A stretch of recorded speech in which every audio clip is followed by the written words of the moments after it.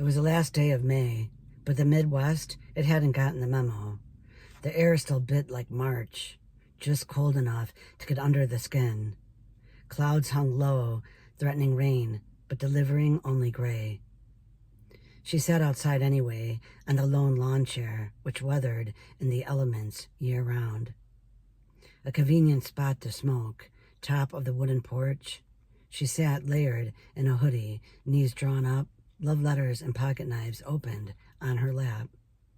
She turned each page slowly, wondering if the next poem would be the one to pounce out and bruise.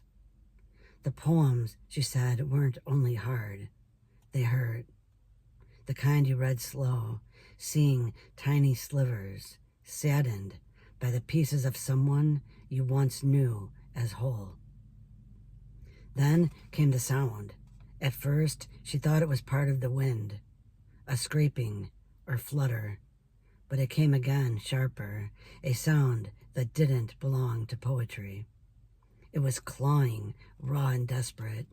She looked down toward the neighbor's chimney, the one that the board-up company had sealed last week after complaints about possums slipping through a breach in the opening.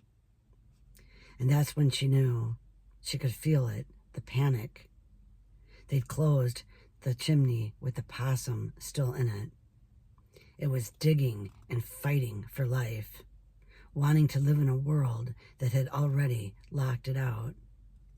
The sound was maddening, an animal panic, ricocheting inside brick, wood, and metal.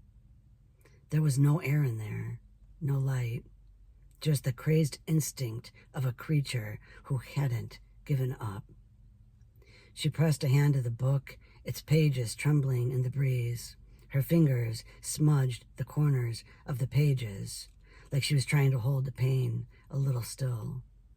The words inside were just as alive and just as trapped, poems scratching at the edges of grief. There was no way for them out either. She closed the book, eyes still fixed on the chimney. It felt cruel, how both the creature and the verses were suffering, each in their own locked space. And between the book and the animal in agony, she thought, both are somewhat similar. Both are stuck behind something someone else sealed shut. And both want to live. She stood up and took a drag and put the cigarette out, and then took a breath, and then a break.